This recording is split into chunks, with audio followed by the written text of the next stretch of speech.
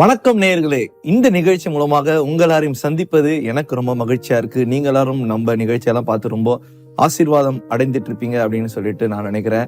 பாத்தீங்கன்னா இன்னைக்கு ஒரு சிறப்பு நபரை நம்ம சந்திக்க போறோம். அவர் யாரு அப்படின்றத நான் சில காரியங்கள்லாம் சொல்றேன், நீங்க எல்லாரும் யோசிச்சுக்கிட்டு அப்படியே கெஸ் பண்ணிட்டே இருங்க. பாத்தீங்கன்னா இன்னைக்கு நம்ம எல்லாருமே தப்பு பண்றோம், சரிதான், அதெல்லாம் ஓகே, ஹியூமன் எரர் எல்லாருமே பண்றோம். ஆனா அந்த தப்புல இருந்து மீண்டும் வந்துடுறோம், ஆண்டவர்கிட்ட மன்னிப்பு கேட்டுடுறோம். இன்னைக்கு பல பேர் ரட்சிப்படைந்து கடந்து போயிடுறோம். ஆனா ஒரு ரொம்ப முக்கியமான ஒரு விஷயம் என்னன்னு பாத்தீங்கன்னா, அந்த கடந்த காலத்துல செஞ்ச தப்புகளை தவறுகளை அநேகர் யோசிப்பதில்லை, நினைப்பதில்லை, அதுதான் சரி, கரெக்ட். ஆனா ரொம்ப முக்கியமான ஒரு விஷயம் என்னன்னு பாத்தீங்கன்னா, அதுக்கு நினைச்சு அது நம்ம இவ்வளவு தப்பு பண்ணிட்டோமே, அதுக்கு எதனா பரிகாரம் செய்யணுமே அப்படின்னு சொல்லிட்டு இன்னைக்கு யாருமே யோசிப்பது கிடையாது. ஆனா அப்படி யோசிச்சு கடந்த காலத்துல சின்ன வயசுல செஞ்ச சில தப்புகளை இப்பொழுது பல ஆண்டுகள் கழிச்சு சரி செஞ்சுட்டு வருகிற ஒரு சிறந்த நபரை தான் இன்னைக்கு நம்ம சந்திக்க போறோம். அவரு யாரும் இல்ல, அவரை வச்சு பாத்தீங்கன்னா நம்ம இயேசு விடுவிக்கிற சார்பாக சூப்பரான ஒரு திரைப்படம் ஒண்ணு எடுத்திருக்காங்க.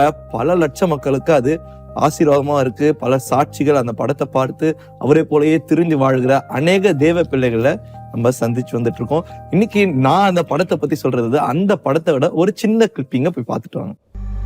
பேர் என்ன? டேய், உன்னதான் கேக்குற, பேர் என்ன? ரஞ்சித். ரஞ்சித். ரஞ்சித், என்னடா முறைக்கிற? அண்ணா, இன்டர்வல் கூட தான் டைம் இருக்குல்ல. என்னடா எதுக்கு பேசுற?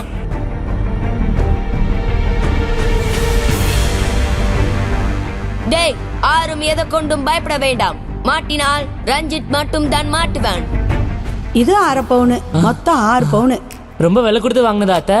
ஆமாடா ரஞ்சித். எங்கே போவது, என்ன செய்வது, எதுவும் புரியல. சாதாரண சர்வர். ஆனா இப்போ இதே கோவை சிட்டில ஒரு விஐபி.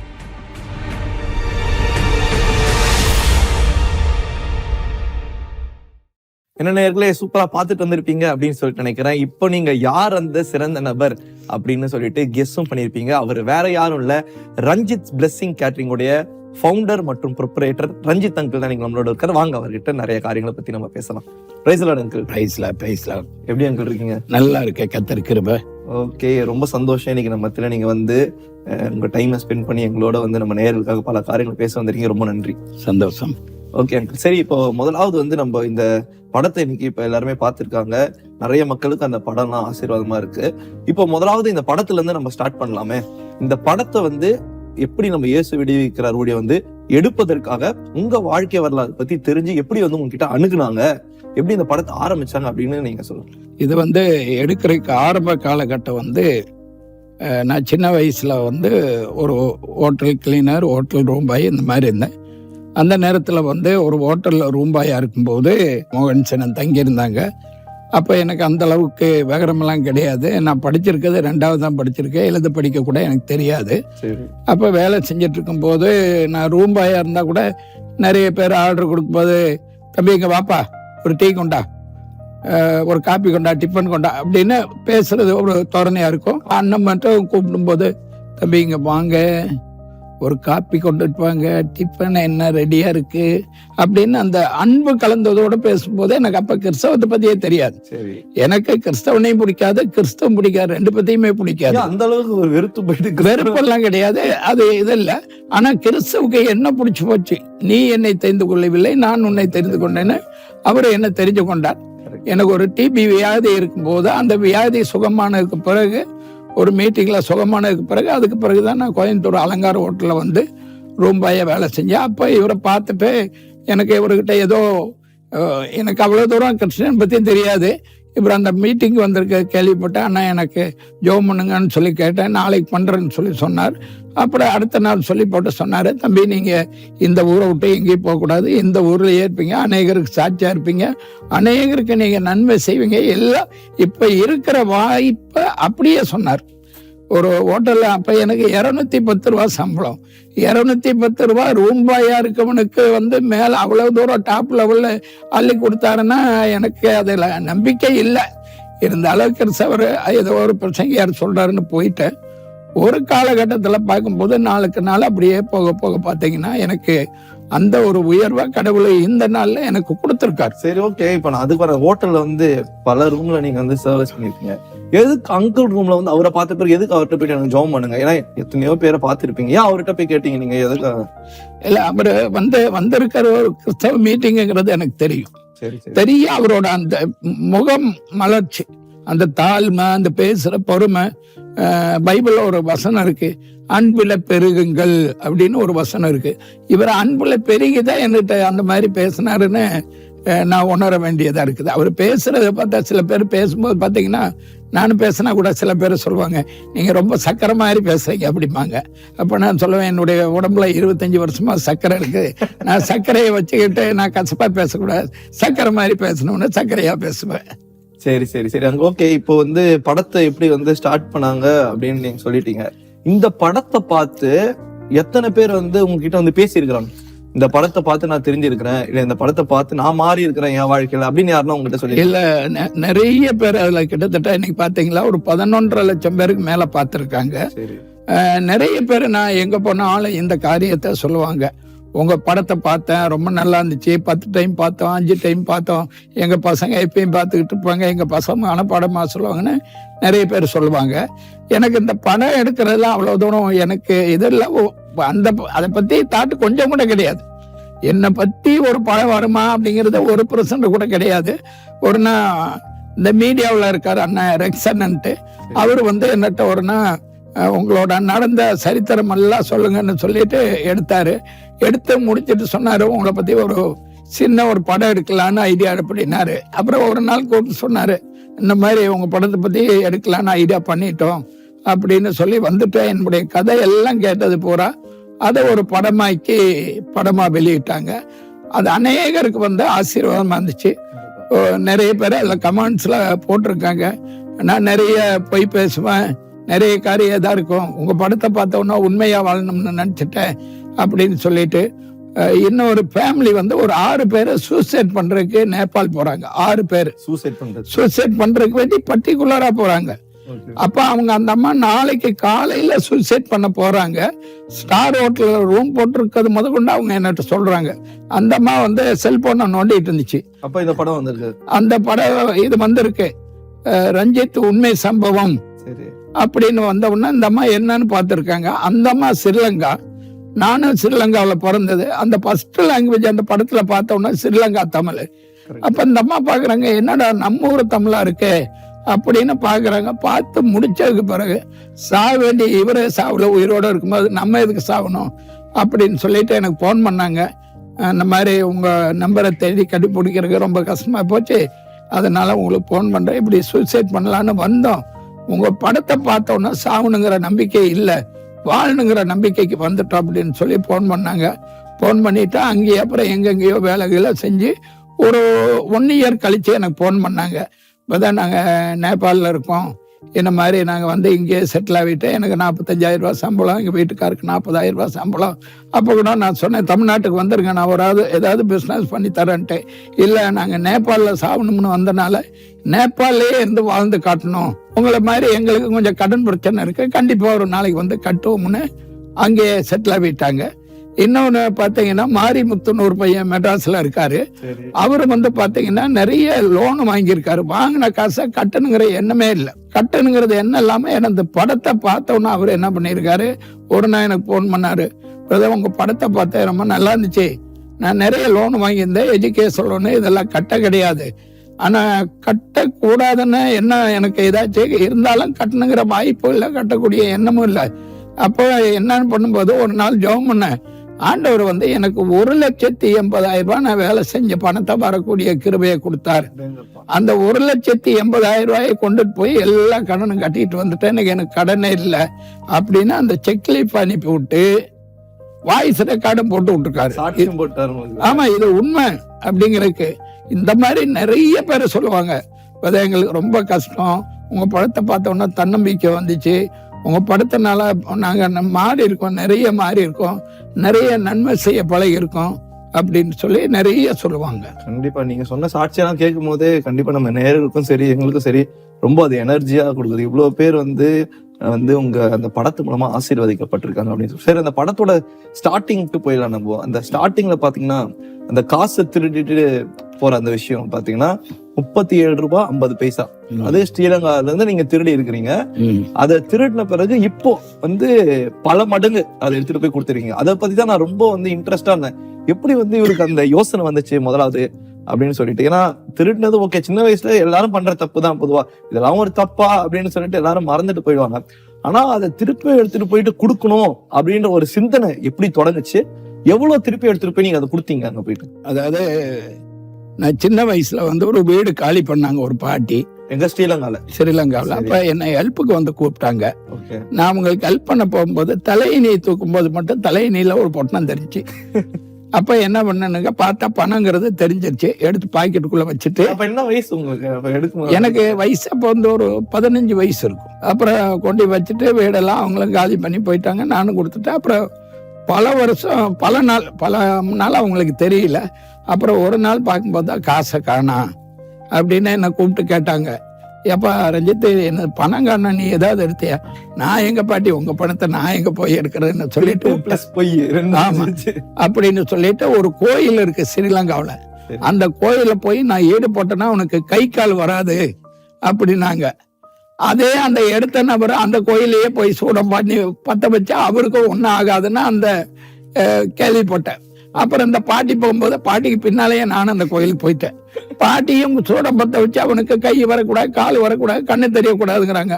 நானும் அந்த சாமிகிட்ட வேண்டிட்டேன், எனக்கு ஒன்றும் ஆகக்கூடாது, எதுவும் ஆகக்கூடாதுன்னா நானும் வேண்டிட்டேன். பாட்டி கேட்டாங்க, எங்கப்பா நீங்க வந்து ரஞ்சித் அப்படின்னாங்க. நான் சொன்னேன், பாட்டி உங்க பணம் சீக்கிரம் கிடைக்கணும்னு நானும் வேண்டிக்க வந்தேன், நல்ல பையனாச்சே அப்படின்னு சொல்லிட்டு பாட்டியை நினைச்சுக்கிட்டாங்க. அதுக்கு பிறகு நான் வந்துட்டேன். அப்ப இங்க தமிழ்நாட்டில் இருக்கும்போது ஒரு நாள் பைபிள் படிக்கும்போது பைபிள் ஒரு வசனம் இருக்கு, துன்மார்க்கன் கடன் வாங்கி செலுத்தாம போறான், நீதிமான் இறங்கி போய் கொடுக்கறான்னு ஒரு வசனம் இருக்குது. அந்த வசனத்தை பார்த்தோன்னா எனக்கு வந்து நம்ம அடுத்தவங்க பணத்தை சாப்பிட்டாவே துன்மார்க்கன் அப்படின்னு சொல்லிட்டு எனக்கு கனரா பேங்க்ல லோனு கொடுத்துருந்தாங்க. அந்த லோன் ஒரு 20 வருஷமா கட்டாம இருந்தேன். அந்த லோனை கட்டாம இருந்ததுக்கு 20 வருஷம் சென்று அந்த லோனை போய் கட்டிட்டு வந்தேன். ஆனா அங்க வந்து என்னுடைய நேமில் தள்ளுபடி பண்ணிட்டாங்க, 20 வருஷம்ல தள்ளுபடி பண்ணிட்டாங்க. அந்த பணத்தை வாங்க வந்தா நான் எங்கேயாவது போய் ஒளிஞ்சுக்குவேன். அதை கொண்டு கட்டிட்டேன். அப்புறம் பாண்டிச்சேரியில அதே மாதிரி கொடுக்கணும். அதே மாதிரி பாண்டிச்சேரி புளியம்பட்டிங்கிற ஊர்ல துணி எடுத்தது, பெட்டி கடையில முறுக்கு வாங்கி சாப்பிட்டது, கடல மிட்டாய் வாங்கி சாப்பிட்டது, இதெல்லாம் கொடுத்தாலும் கூட இதெல்லாம் கொண்டு கொடுத்துட்டேன். பாட்டிக்கு மட்டும் கொடுக்கல. எனக்கு என்ன கேட்டா, எனக்கு சிலோனுக்கு கான்டாக்ட் கிடையாது. சரி, கான்டாக்ட் இல்லாதனால கொடுக்க முடியல. ஒரு காலகட்டத்துல எங்க மாமா பையன் போன் பண்ணாரு. ஒருவேளை பாக்குறவங்களுக்கு கூட என்ன ஒரு நினைப்பு வரும்னு கேட்டா, இத்தனை வருஷம் சென்று அதை கொடுக்கணும், முன்னையே கொடுக்க வேண்டியதானே நினைக்கலாம். சந்தர்ப்ப சூழ்நிலை கொடுக்கறதுக்கு அவங்களோட கான்டாக்ட் எல்லாம் என்கிட்ட இல்லை. அப்புறம் எனக்கு ரிலேட்டிவ் ஒருத்தர் போன் பண்ணும் போதுதான் நான் கேட்டேன், இவங்க எல்லாம் எங்க இருக்காங்க என்ன ஏதுன்னு. நான் கொண்டு கொடுக்குற வரைக்கும் அவருக்கு கூட நான் சொல்ல கிடையாது, இப்படி பணத்தை அவங்களுக்கு திருடிட்டே கொண்டு வந்து கொடுக்க வர்றேன்ட்டு. அப்புறம் கொண்டு கொடுக்கலான்னு. இதுல கொடுக்கறதுக்கு ஒரு காரணம், என்னுடைய செல்போன்ல கூட பார்த்தா போட்டிருப்பேன், உண்மையுள்ள மனுஷன் பரிபூர்ண ஆசீர்வாதங்களை பெருவன்ட்டு செல்போன்ல கூட போட்டு வச்சிருப்பேன். எந்த எடுத்தாலும் அதான் விசிட்டிங் கார்டுல இருந்து அத்தனையிலேயே அதான் போட்டுப்பேன். எந்த காரியம் செஞ்சாலும் உண்மையா இருக்கணும், ஒரு ரூபாயில கூட உண்மையா இருக்கணும் அப்படிங்கிறது என்னுடைய நோக்கம். அப்புறம் சரி அப்படின்னு சொல்லிட்டு பைபிள்ல பாத்தீங்கன்னா சகையுக்கு ஆண்டவர் சொல்றாரு, உன் வீட்டுக்கு ரட்சிப்பு வந்ததுன்னு தான் சொன்னாரு, வேற எதுவும் சொல்லல, ரட்சிப்பு வந்தது.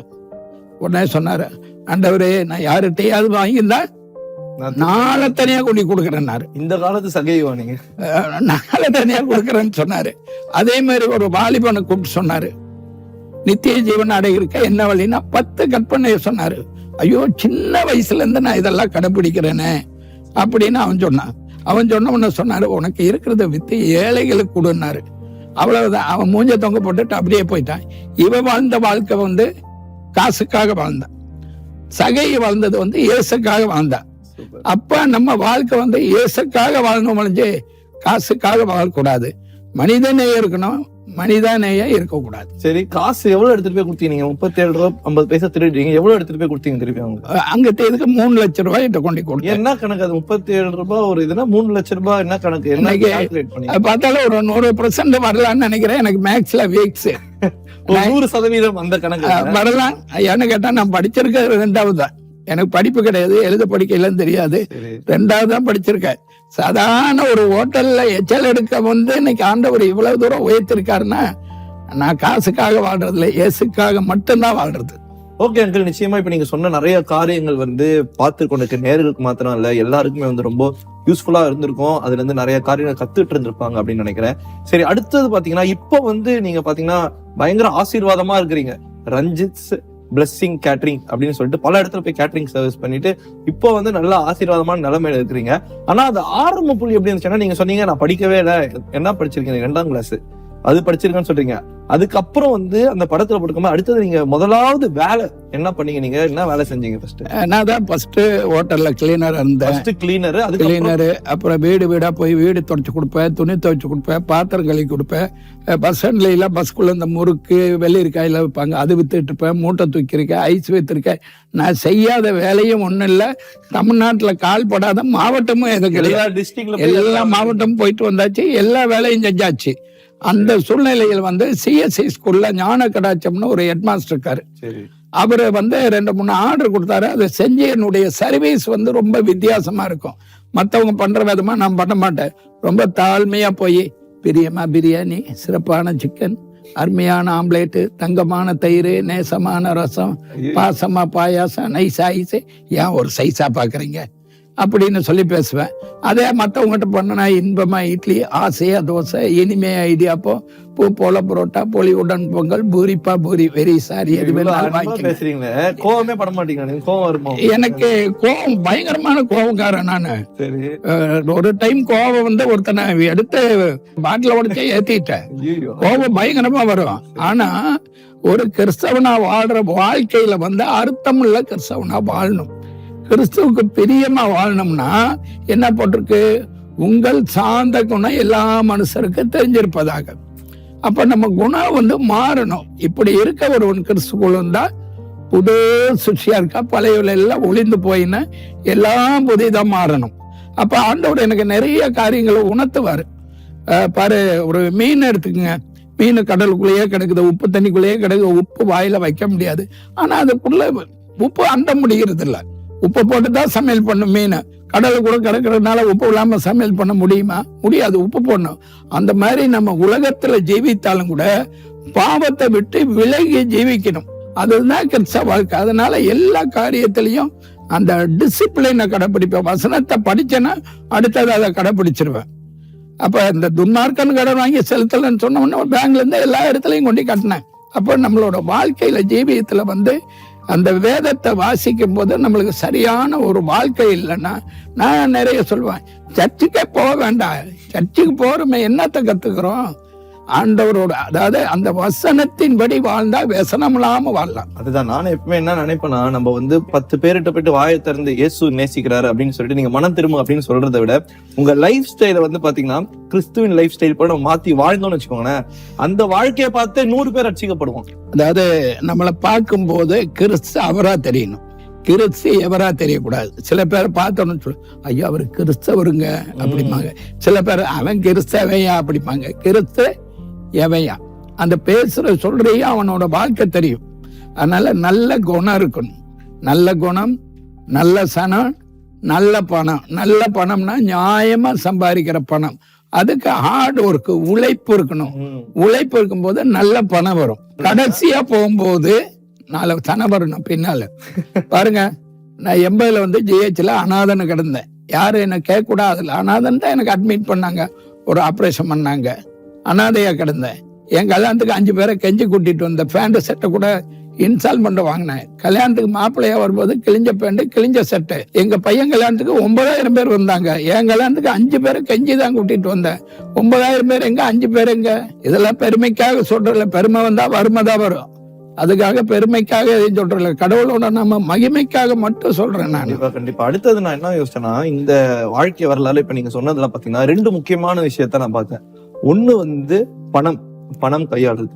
ரெண்டாவது ரொம்ப பிரதான ஒரு விஷயம் பாத்தீங்கன்னா நீங்க சொன்னதுல நேர்மை, உண்மை. ஏன்னா அதுதான் நீங்க இப்ப எனக்கு கொடுத்த அந்த கிஃப்ட்ல கூட பாத்தீங்கன்னா வசனம் போட்டிருக்குது. இப்போ நீங்க சொன்ன உங்க போன் வால்பேப்பர் சரி, அந்த உண்மையுள்ள மனுஷன், நேர்மை, உண்மை ரொம்ப முக்கியம். அதுல இருந்தா நீங்க தொடப்பட்டீங்க அப்படின்னு சொல்றீங்க. இப்போ அந்த ரெண்டு விஷயத்தை பத்தி நம்ம பார்க்கலாம். முதலாவது பணத்தை பத்தி நம்ம பார்த்துட்டு அதுக்கப்புறம் உண்மையை பத்தி போலாம். முதலாவது பணம். அந்த பணம் உங்க வாழ்க்கையில ஆரம்பத்திலே ஸ்டார்ட் ஆயிடுச்சு. 15 வயசுலயே பணத்தை திருடினதுல ஸ்டார்ட் ஆயிருக்கு. இப்போ பணத்துல நல்லா ஆசீர்வாதமா இருக்கீங்க. அந்த பணம் கையாளுறது இப்போ வாழ்க்கை முறையில எவ்வளவு முக்கியமா இருக்கு நம்ம பார்த்து நேருக்கு நிறைய தெரிஞ்சுப்பாங்க. பணத்தை கையாளுறதா நீங்க நிறைய பேர் பணத்துக்கு அடிமையாயிடுறாங்க, பணத்தினால நிறைய பிரச்சனையை சந்திக்கிறாங்க, கடன் வாங்கிடுறாங்க, பணத்தை எப்படி கையாளணும்னு தெரியாம. அதனால அதை பத்தி உங்க அனுபவத்துல எங்களோட ஷேர் பண்ணாங்க. அதாவது கிறிஸ்தவனுக்கு கடன் இருக்கணும், கண்டிப்பா இருக்கணும். ஏன் பைபிள்ல கடன் வாங்காத கடன் கொடுப்பான்னு சொல்லுது? அது அந்த கடன் வேற. அன்பு செலுத்துற கடன் மட்டும்தான் கிறிஸ்தவனுக்கு இருக்கணும். மத்த கடன் இருக்க கூடாது. ஏதோ சந்தர்ப்ப சூழ்நிலைக்கு சில வாங்க வேண்டிய அவசியம் இருக்குது. நானும் கடன் வாங்காதவன்னு சொல்ல முடியாது. நம்மளுக்கு அதை கட்டக்கூடிய திறமை இருக்கா அப்படிங்கறத ஒண்ணு வாழணும். அதை ஃபர்ஸ்ட் யோசிக்கணும். ஆமா, ஒண்ணு. இன்னொன்னு ஆசீர்வாதமா வாழணும்னு விரும்பணும் ஒழிஞ்சு ஆடம்பரமா வாழணும்னு விரும்பக்கூடாது. அது ரொம்ப முக்கியம். ஆடம்பரம் சரியாச்சுங்களா? அப்ப நம்ம வாழ்ற வாழ்க்கையில ஆடம்பரத்தை விரும்பக்கூடாது. அப்புறம் எதை செஞ்சாலும் பைபிள் வசனம் சொல்லுது, உனக்கு சம்பாதிக்க கூடிய டேலண்டே கொடுப்பேன் அப்படின்னு ஆண்டவர் சொல்றாரு. அப்ப சம்பாதிக்கிறது எதுல சம்பாதிக்கிறோம்? ஆண்டவரோட வசனத்தினால நம்ம அவரை சொல்ற வார்த்தை கேட்டு சம்பாதிக்கக்கூடிய கிருபையை கொடுத்துருக்க. அப்ப அந்த காசை நம்ம என்ன பண்ணணும்னு கேட்டா, இது ஆண்டவர் கொடுத்த ஆசீர்வாதம்னா செலவு பண்றதுல கூட ஞானமா செலவு பண்ணோம். அனாவசியமா செலவு பண்றது, கண்டபடி செலவு பண்றது, கஷ்டப்படுறது, வறுமையில வாடுறது, இதெல்லாம் வேண்டியதுல. ரெண்டாவது, எல்லாத்த காட்டிலும் உழைப்பு, கடினமான உழைப்பு இருக்கணும். பவுல் என்ன சொல்றாரு? இரவும் பகலும் வேலை செஞ்சு சாப்பிட்டோம்னு சொல்றாரு. அப்ப இரவும் பகலும் கடினமா உழைக்கணும். 18 மணி நேரம் வேலை செய்வேன். 18 மணி நேரம்? 8 மணி நேரம் வேலை செஞ்சாலே போதும் இந்த காலத்துல. 18 மணி நேரம் வேலை தூங்குவீங்க நீங்க மத்த நேரம்? அதனாலதான் இன்னைக்கு அவமானத்தை கடந்து போனா விமானத்தில் பறந்து போகலாம். எத்தனையோ அவமானத்தை நான் கடந்து போனால இன்னைக்கு அமெரிக்கா வரைக்கும் விமானத்துல பறந்து போயிட்டு வர.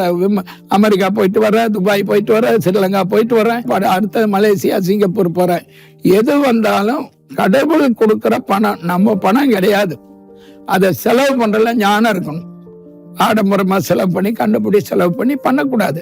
அப்ப நம்மளுக்கு வறுமை இருக்காது, கஷ்டம் இருக்காது. நிறைய பேர் ஆண்டவர்கிட்ட ஆசீர்வாதத்தை பணத்தை வாங்கிறாங்க, மறுபடியும் ஆண்டவர் கொடுக்கறதுக்கு மனசு வர மாட்டேங்குது. அது எப்படி நீங்க உங்க வாழ்க்கையில எப்படி ஆண்டவர் கொடுக்கறத பத்தி நீங்க சொல்லுங்களேன். பணத்தை பத்தி பேசியாச்சு. அதாவது ஆண்டவர் தான் நம்ம கொடுக்குறாரு, மறுபடியும் ஆண்டவர் கொடுக்கறதுக்கு வலிக்குது, கசப்பா இருக்குது ஆண்டவர் கொடுக்கறதுக்கு.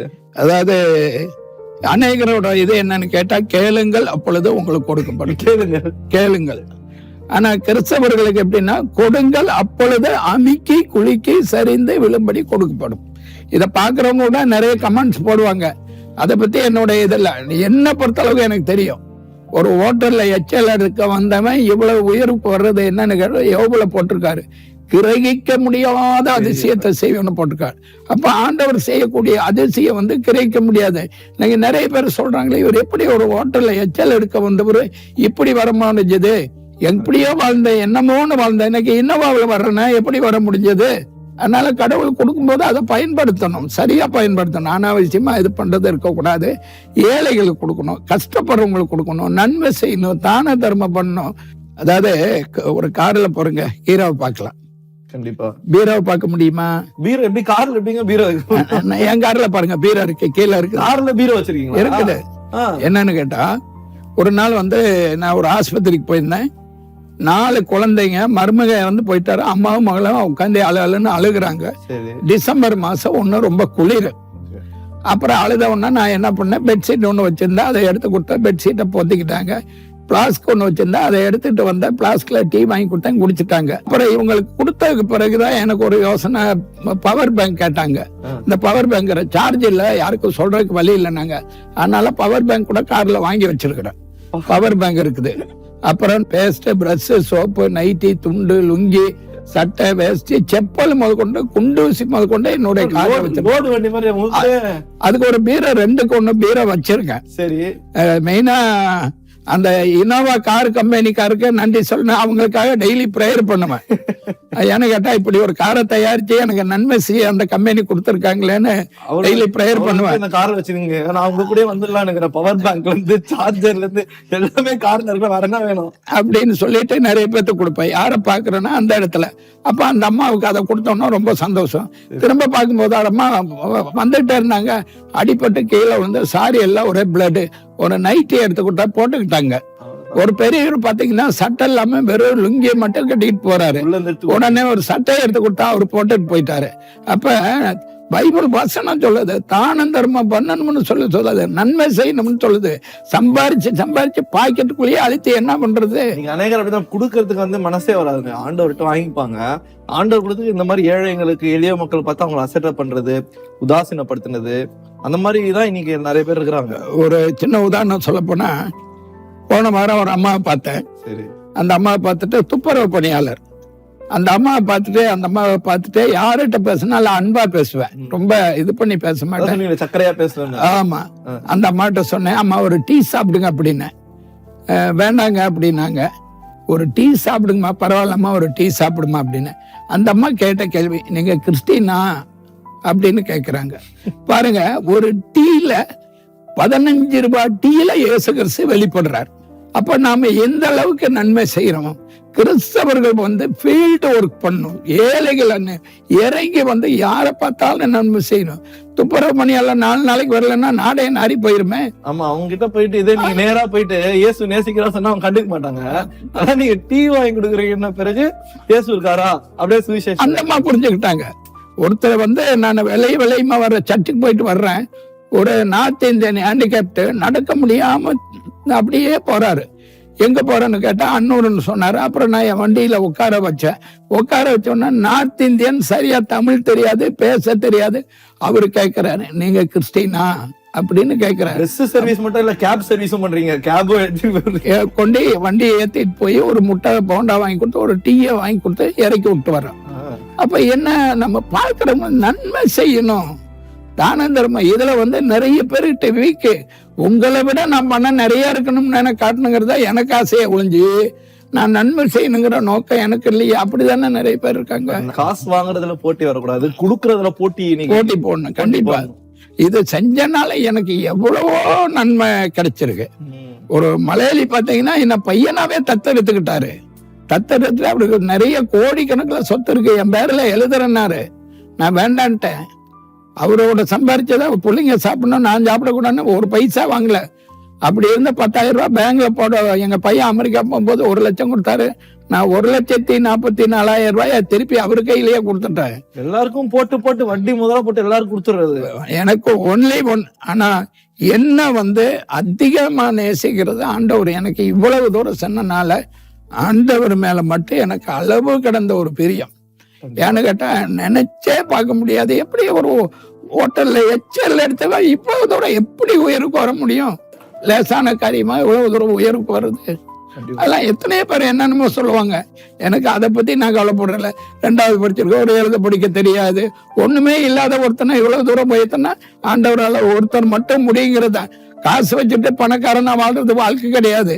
நிம்மதியா வாழணும், சந்தோஷமா வாழணும், படுத்தா தூங்கணும். நீங்க நிறைய பேர்கிட்ட காசு இருக்குது, ஆனா தூக்கம் வர மாட்டேன், நிம்மதி இல்ல, சந்தோஷம் கிடையாது. ஆனா அதுல நான் என்ன புரிஞ்சுக்கணும்னா, நீங்க நிறைய ஏழைகள் கொடுக்குறது, பைபிள்ல சொல்றது போல ஏழை கொடுக்கிறவன் கர்த்தருக்கு கர்த்தனுக்கு கடன் கொடுக்க முடியுமா? நீங்க கடன் வாங்கணும் கொடுக்குறோம். கடவுளுக்கு கடன் கொடுக்குற ஒரு செயல் எவ்வளவு பெரிய செயல். கண்டிப்பாதான் இந்த அளவுக்கு ஆசீர்வாதமா இருக்கீங்க அப்படின்னு. கண்டிப்பா எனக்கு அதெல்லாம் சொல்ல போனா கூட எனக்கு பாருங்க, எனக்கு படிப்பு கிடையாதுங்கிற பையன் வந்து சிஎஸ்சி ஸ்கூல்ல படிச்சா, எஸ்ஆர்எம்ல கேட்டரிங் படிச்சா, சிங்கப்பூர்ல MBA முடிச்சா, அமெரிக்காவில் போய் படிச்சுட்டு வர்றான். அவன் படிக்கும்போது பீஸ் கட்ட வழி இல்லாம எத்தனையோ நாள் ரோட்ல வெளியில நிற்பே இல்லை. என் கல்யாணத்துக்கு கூட ரொம்ப ரொம்ப வருமா, சாப்பாட்டுக்கு வழி இல்லை. வந்தவங்களுக்கு கூட ஒரு சின்ன லட்டு, 1/2 கிளாஸ் டீ, கொஞ்சம் மிச்சர் தான். கல்யாணத்துக்கு வந்தவங்களுக்கு லட்டு கொடுக்க கூட வழி இல்லை. லட்டு மிச்சர் டீ தான் கொடுத்தேன். அவ்வளவு வருமா. இன்னைக்கு எல்லா விதத்திலையும் கர்த்தர் ஆசீர்வச்சிருக்காருன்னா ஒரே வசனம் எதா இருந்தாலும் சரி, என்னுடைய எந்த கார்டு அடிச்சாலும் இந்த வசனம் இல்லாம ஒரு இது கூட வெளியில வரக்கூடாது. அதுதான் நான் கேட்கறேன். இப்போ நிறைய பேருக்கு வந்து சின்ன வயசுல கஷ்டப்படும் போதெல்லாம் தப்பு பண்ணலாம், வேற எதுனா எப்படின்னா காசு சம்பாதிக்கலாம், வேற எதனா முறையில சம்பாதிக்கலாம், இல்ல எதனா ஒண்ணு பண்ணலாம் அப்படின்னு தான் யோசனை வரும். நேர்மையா இருந்து முன்னேறது ரொம்ப ரொம்ப ரொம்ப கடினம். அது இயல்பு, எல்லாருக்குமே தெரியும். பார்த்து கொண்டிருக்க நேயர்களும் நிறைய பேர் யோசிப்பாங்க, இந்த பிசினஸ்ல இருந்து அப்படி தாண்டி வரதுக்கு இந்த ஷார்ட் கட்லாம் இருக்கா, இந்த இதெல்லாம் போயிட்டு வந்துடலாமா அப்படின்னு தான் எல்லாருமே இயல்பா மனுஷ யோசனை அப்படிதான் போவோம்.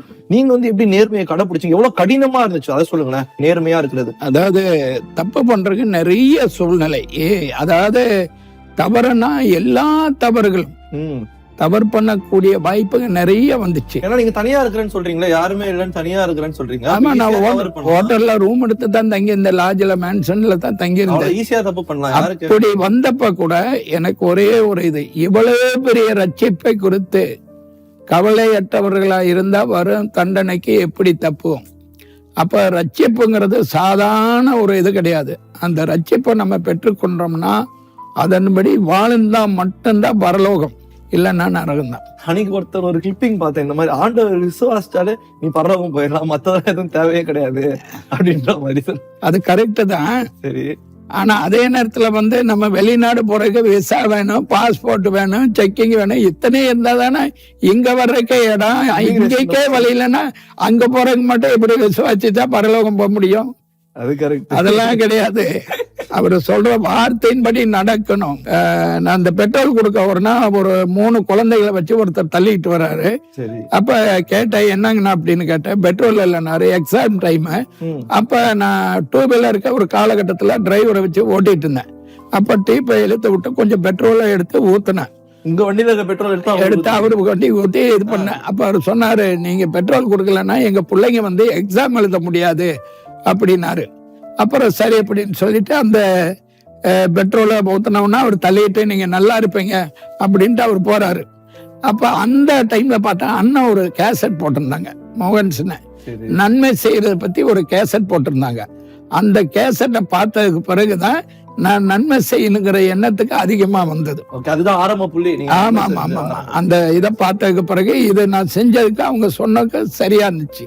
படம் வந்து ஒரு சைடு பயங்கர ஆசீர்வாதமா போயிட்டு இருக்கு, அது ஒரு சைடு இருந்தாலும் நியூஸ்ல வர பயங்கரமா வைரல் ஆயிட்டு இருக்கு. இந்த பிபிசி நியூஸ் ஆகட்டும், சன் டிவி ஆகட்டும், இப்படி பல நியூஸ் சேனல்ல, பாலிமர் நியூஸ், அப்படி எல்லா நியூஸ் சேனல்லையும் உங்களை பத்தி வந்து ஒரு விஷயம் வந்து பயங்கரமா சொல்லிட்டே வந்துட்டு இருக்காங்க. என்னன்னா, அந்த ஸ்ரீலங்கால போயிட்டு நீங்க போயிட்டு அந்த திருடின காசை பல மடங்கு கொடுத்துருக்கீங்க அப்படின்றது ஒரு பயங்கர பெரிய விஷயமா சொல்லிட்டு இருக்காங்க. அதை பத்தி கொஞ்சம் நல்லா விலாவரியா சொல்லுங்களேன். யாரை போய் பாத்தீங்க, எப்படி அவங்களை கண்டுபிடிச்சீங்க, அந்த வயசானவங்களை இருந்தாங்களா, இல்ல அந்த வீடெல்லாம் எப்படி இருந்துச்சு, முதல்ல அவங்க எப்படி கண்டுபிடிச்சீங்க, போய் கொடுத்தீங்க அப்படின்றத சொல்லுங்களேன்.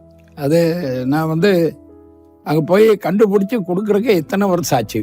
கொடுக்கணுங்கிற எண்ணம் இல்லை. இந்த எண்ணம் வந்ததுக்கு பிறகு எப்படி கான்டாக்ட், நாங்க வர்ற காலகட்டத்தில இல்ல செல்போன் அது இதெல்லாம் கிடையாது. சரி, எந்த வருஷம் அது குறிப்பா அது சொல்லுங்க. எந்த வருஷம்? கிட்டத்தட்ட ஒரு 15 வயசுல நான் எடுத்தது. இன்னைக்கு எனக்கு கிட்டத்தட்ட 75 வயசு ஆகுது. ஓகே. அப்புறம் அதை கொடுக்கணும்னு ரொம்ப ரொம்ப ட்ரை பண்ணேன். ஆனா கொடுக்கறதுக்கு வாய்ப்பு இல்லை. எந்த வருஷம் வந்து நீங்க யோசிச்சீங்க கொடுக்கணும்னு சொல்லிட்டு? அதாவது இப்ப 2025, 24, 2023 எங்க ரிலேட்டிவ் ஒருத்தர்கிட்ட போன் பண்ணோம்னா அவர்கிட்ட கேட்டேன், இவங்க எல்லாம் எப்படி இருக்காங்க, எங்க இருக்காங்க அப்படின்னு. நான் பழகினவங்க ஒவ்வொருத்தரையா விசாரிக்கும் போது இவங்க ஃபேமிலியை பத்தி சொன்னாங்க. ஆனா விஷயத்த சொல்ல நீங்க அப்படியே நார்மலா சொல்லிட்டோம்னா அப்புறம் அவங்க போன் பண்ணிட்டே இருப்பாங்க, எப்ப கொண்டு வந்து காசு தரீங்க, எப்ப கொண்டு வந்து காசு தரீங்கன்னு. ஆனா அவங்க அந்த மாதிரி இல்லை.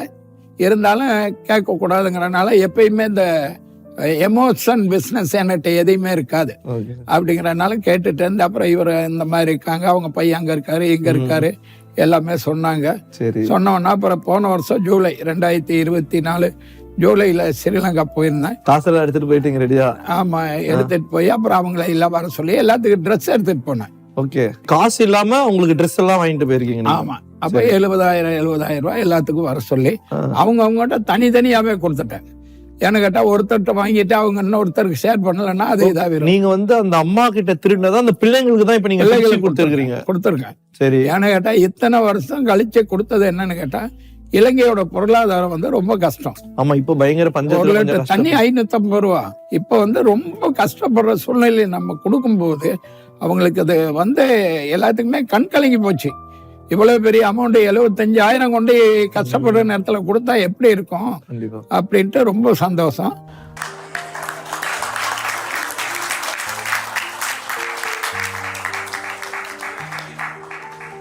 அதுலயும் அவங்க பொண்ணு ஒருத்தர், 2வது மகன் பழனியாண்டின்னு இருக்காரு. அவங்க பொண்ணு வந்து எங்க வீட்டுக்கே என்ன தேடிட்டு வந்துட்டாங்க. எங்க வீட்டுக்கு வந்து என்னை பார்த்து இங்க வந்து தேங்க்ஸ் சொல்லிட்டு போனாங்க. எங்க ஃபேமிலிக்கு எப்படி பண்ணது, மெடிக்கலுக்கெல்லாம் ரொம்ப உதவியா இருந்துச்சு. ஆனா அவங்க கேட்கலாம், ஏன் வந்து நீங்க திருநீங்க அந்த மாதிரி பழச பத்தி பேசல அவங்க யாரும். அவங்க திருநதை கேட்கறதுக்கு திருநதை கொடுக்கறதே பெரிய இது. அப்ப கேள்வி கேட்டுட்டு இருந்தா நாளைக்கு யாரும் கொடுக்கணும்னு நினைக்கிறவங்க கூட கொடுக்க மாட்டான். அதுவும் டிவியில பேட்டி எடுத்திருக்காங்க. அது கூட டிவியில சேனல்ல பேட்டி ஆமா பார்த்து பிபிசி நியூஸ் மத்த எல்லா நியூஸ் சேனல்ல பிபிசி வந்து நான் பிறந்த இடத்துக்கே போயிட்டாங்க. அங்கேயே போய் எடுத்திருக்காங்க. பிபிசி தான் பஸ் போட்டாங்க. 37 ரூபாய் 50 காசு திருடியதற்காக 47 ஆண்டுகளுக்கு பிறகு சுமார் 3 லட்சம் ரூபாயை திருப்பி கொடுத்திருக்கிறார் ஒரு மனிதர். இந்த சாமான்லாம் தூக்கி அந்த வீட்டில் போடணும், கொஞ்சம் போடுங்க அப்படின்னு சொல்லியிருக்காரு. அப்போ தூக்கி எல்லாம் சாமான் போட்டுட்டு இவர் என்ன செஞ்சுருக்காரு, எல்லாம் போடுற டைமில் அந்த தலைவாணி கடைசியாக இருந்திருக்கு. அந்த தலைவாணி எடுத்து பெட்டி பார்த்துக்காரு. உள்ள சத்தம் கேட்டிருக்கு, பேரில் தலைவனுக்கு சல்லி சத்தம் கேட்டிருக்குது. இப்போ தட்டிட்டு பார்த்து திரும்ப என்ன செஞ்சிருக்காரு, நைஸாக அந்த அம்மாவுக்கும் தெரியாமல் சல்லியை எடுத்து பொக்கெட் வச்சுக்கிட்டாரு. பெரிய சந்தோஷமாக இருந்துச்சு. இப்படியா இந்த காலத்துலேயும் இப்படியாப்பட்ட ஒரு மனுஷர் இருக்காரா, இந்த வயசு இந்த காலத்துலேயும் இப்படியாப்பட்ட ஒரு மனுஷன். அது தெரியாத சம்பவம், வேணும்னு அவர் செய்யலை.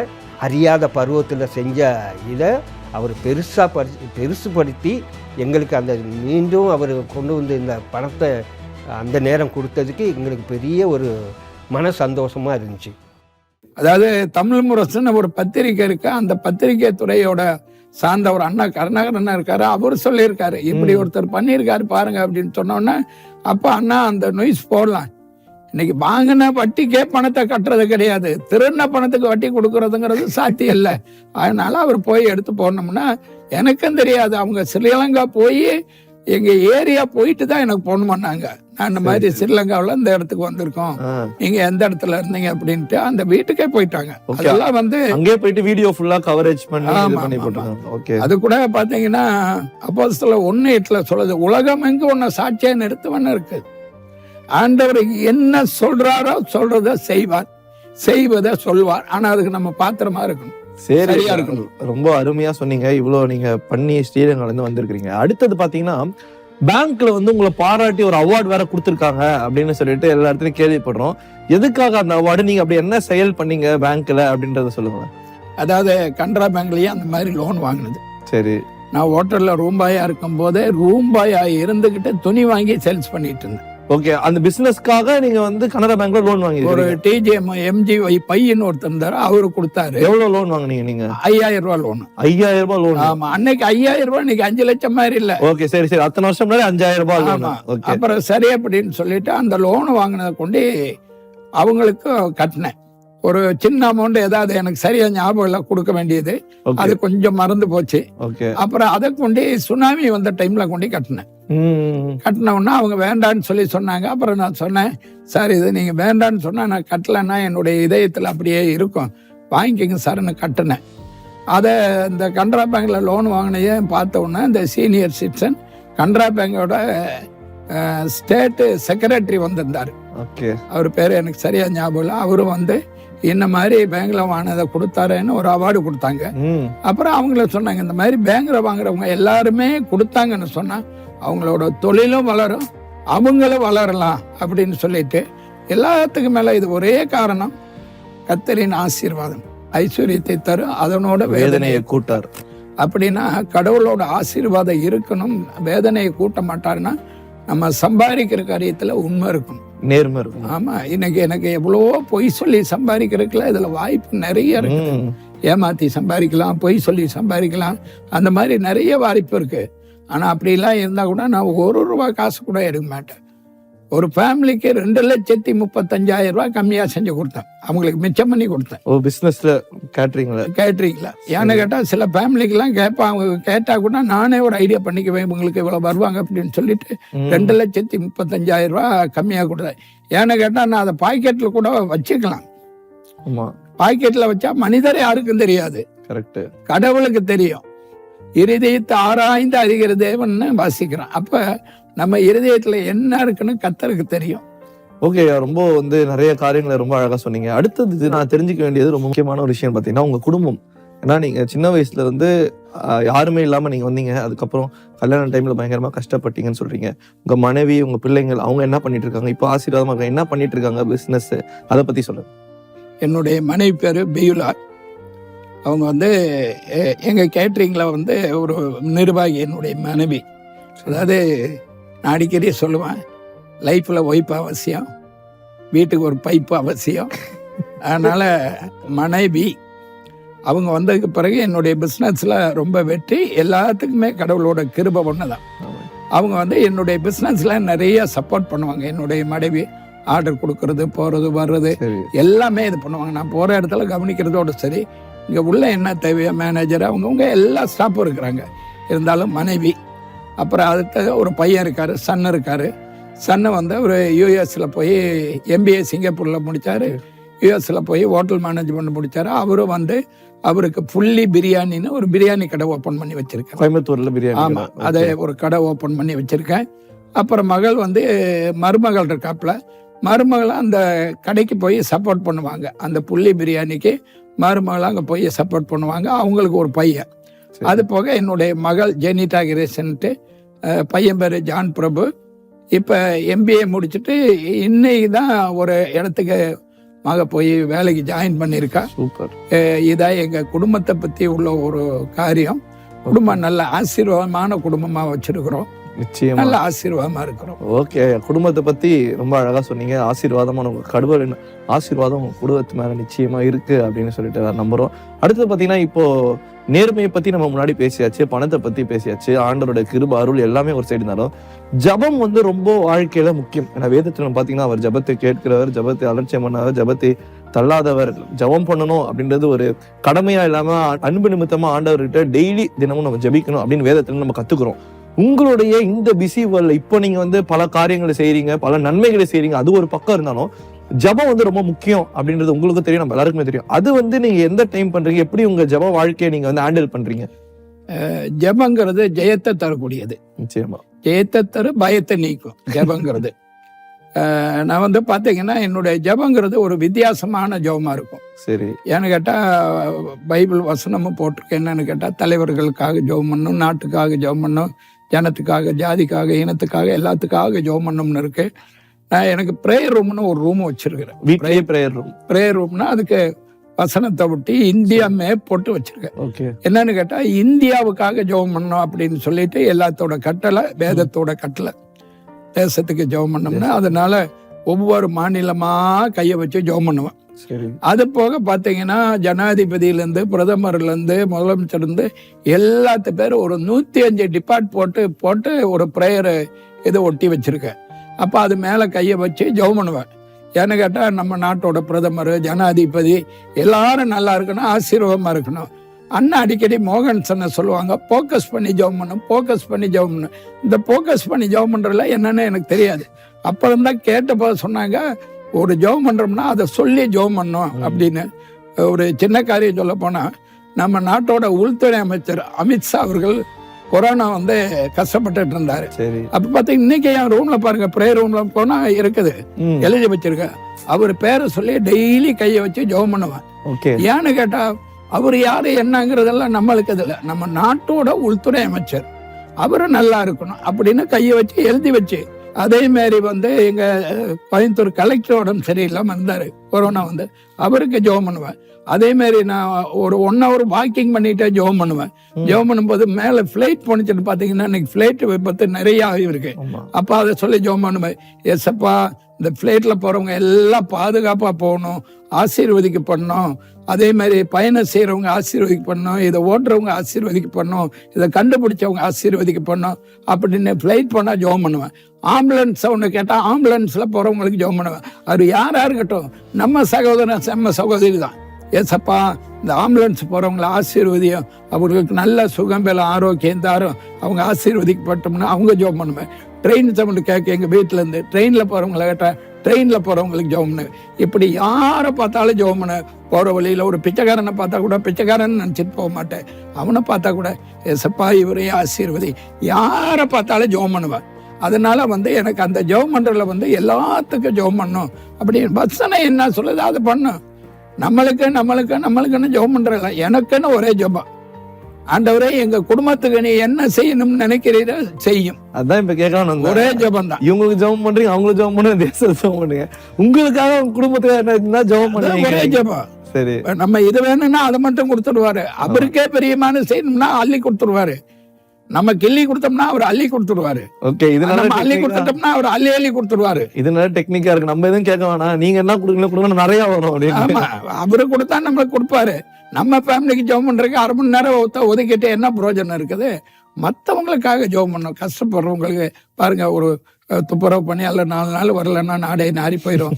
அவங்களுக்காக ஜெபம் பண்ண, ஏழைப்பட்ட தியாகம், கஷ்டப்படுற ஜெபம்.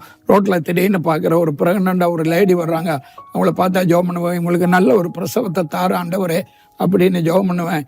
எங்கேயாவது தண்ணி பைப்பில் போயிட்டு இருந்துச்சுன்னா பைப்பு என்னுடைய பீரோவில் வச்சுருக்கேன், அந்த பைப்பை அடைச்சி விட்டு போவேன். எமர்ஜென்சி லைட்டு வச்சுருக்கேன், எங்கேயாவது அன்டைமில் ஏதாவது பஞ்சர் கிஞ்சர் ஒட்டியிருந்தா லைட் எடுத்து கொடுத்துட்டு போவேன். அந்த மாதிரி என் டிரைவர் பக்கத்தில் இருக்காரு, அவருக்கு எல்லாமே தெரியும்.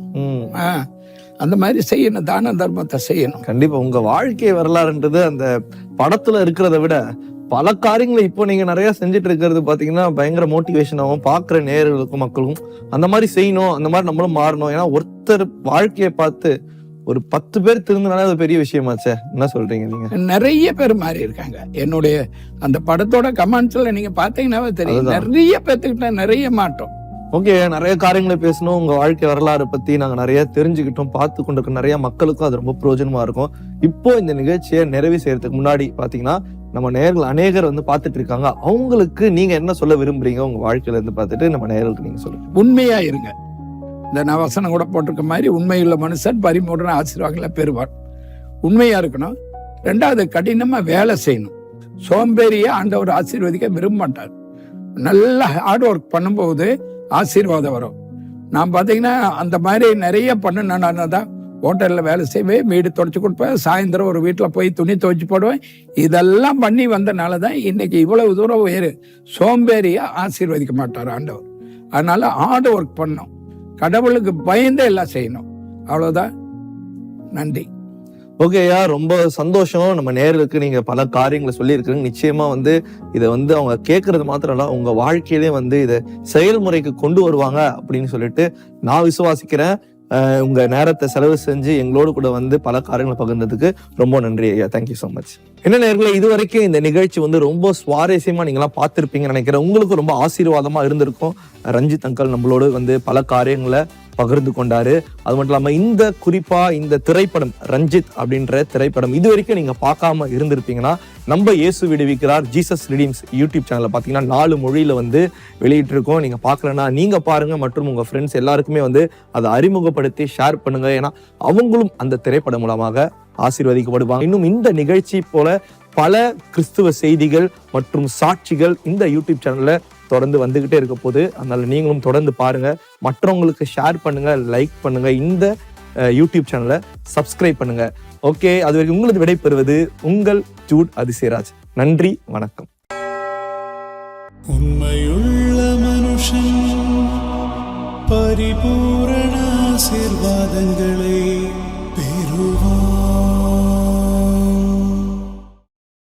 Subscribe to True Light Christian TV and click the bell icon to receive notifications about our new programs and updates.